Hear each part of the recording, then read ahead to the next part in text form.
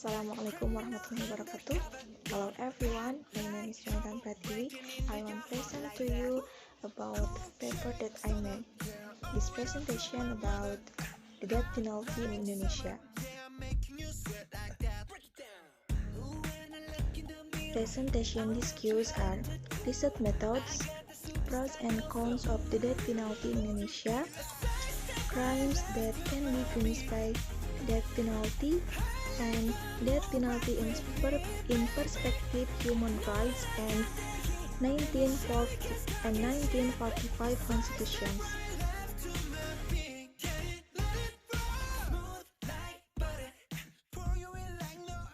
In this research, the author is using normative legal research conducted by examining secondary data in the form of literature. Secondary data include primary legal materials consisting of the 1945 Constitutions of the Republic of Indonesia, legislation in the field of human rights. The criminal law code and regulation relate to the provision of capital punishment, while the secondary law consists of literature that support this kind of data research journals, books, and research. Data obtained in this paper and are qualitative.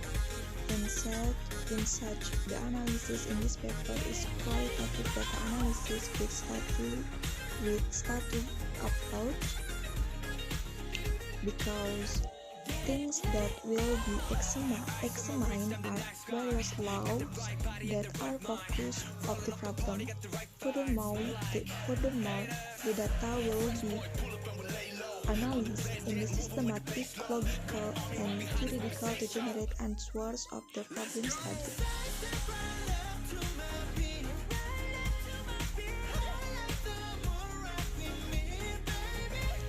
Pros and cons of death penalty. Pros. First, permanently punishment or death criminal can eliminate criminals from independence of the community who need peace and tranquility. Second, death crimes have a retributive effect that can provide a sense of justice, especially to victims and their families who experience suffering. Third, the death criminal has a preventive impact on the other community members who want to carry out crime. And fourth, that criminal is not an act that is prohibited by religion, even though it still has strict requirements.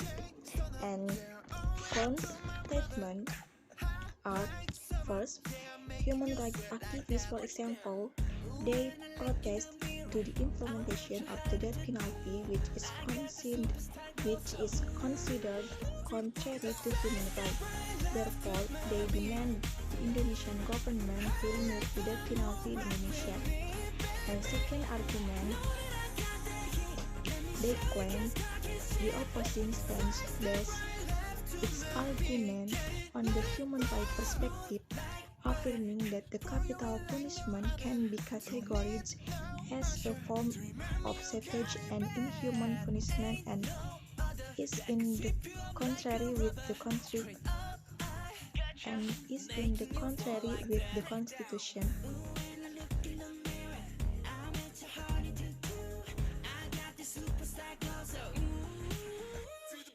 Crime that can be punished by death penalty. First, the plot to kill the head of state. Article 104 of the Criminal Code. Second, encourage or incite other countries to attack Indonesia. Article 111 of the Criminal Code. Third, to protect or help an enemy that fought against Indonesia. Article 124, paragraph 3 of Criminal Code. And fourth, the murder was planned in advance. Article 340 of the Criminal Code. And fifth, death with violence albeit result in severe injury of death. Article 365 the Criminal Code in paragraph 1, 2, and 3. 6. Serious injuries in Article 90 of the Criminal Code. 7. Piracy at sea results in the death. Article 444 regarding regarding narcotics crimes. Article 80, paragraph 1, 182 of Law Number 35/2009. And next, the Law Number 20 of 2001 on corruption. Article 2 of Law Number 20 of 2001 on corruption. And then Law Number 26 of 2000 on Human Rights Court, Article 8, and Emergency Law Number 12 of 1951 on firearms, ammunition, or something explosive, Article 1, Paragraph 1, and Law Number 15 of 2003 on Government Regulation Number 1 of 2002 on combating criminal acts of terrorism into law regulation, Article 6, 9, 10, and 4. And then, and last, Act Number 23 of 2002 on Child Protection, Article 89, Paragraph 1.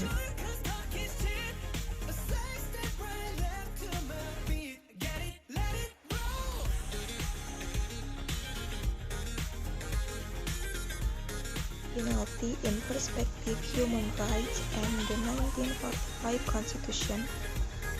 Right to human life as stated in the Universal Declaration of Article 3 and 5, Article 28, Paragraph A, Article 28, first paragraph, 1 second amendment of the 1945 Constitution, Article 28A of the 1945 Constitution states, Article 9, Paragraph 1 of Law Number 39 of 1999 on human rights. All of the above article explaining the right to live and to defend life and living, because the right of human life cannot be reduced under any circumstance with the application of capital punishment, then the person cannot repay itself, cannot preserve their life as guaranteed by law. The law is no longer provides human protections.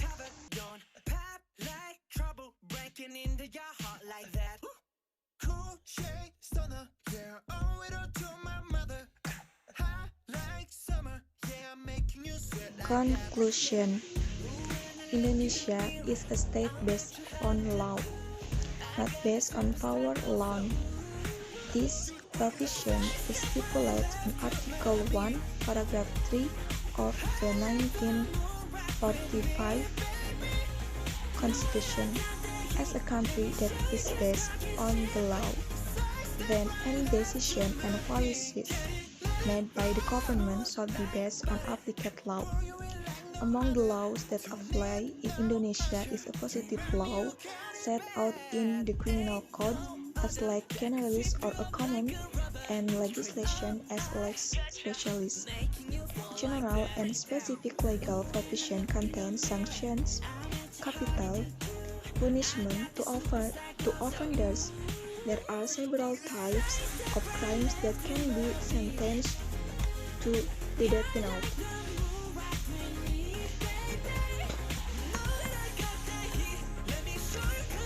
The principle that all crimes must be repaid in accordance with the crimes they have committed are justified in theory of retaliations.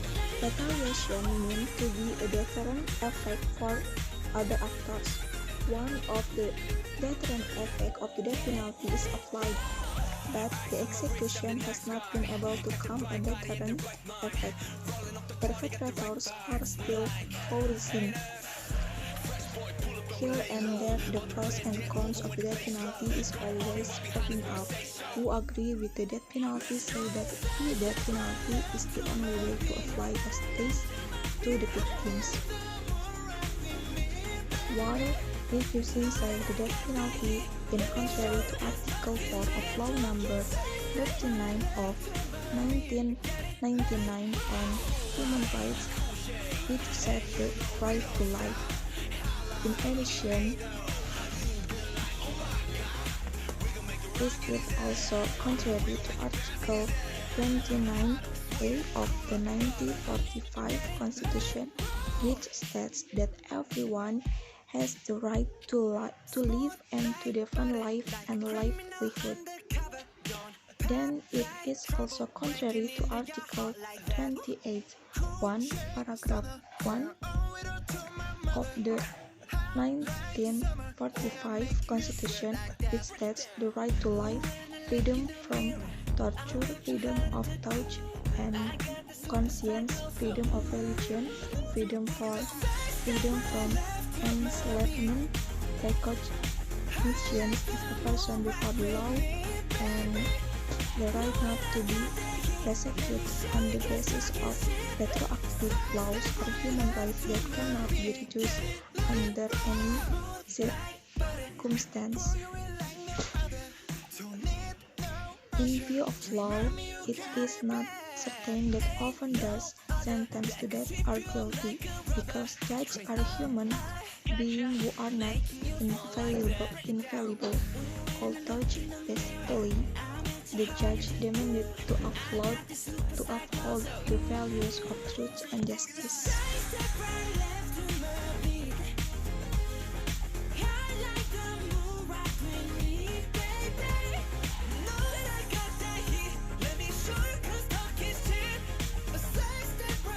That's all about my presentation. I hope all of you are understand, and thank you for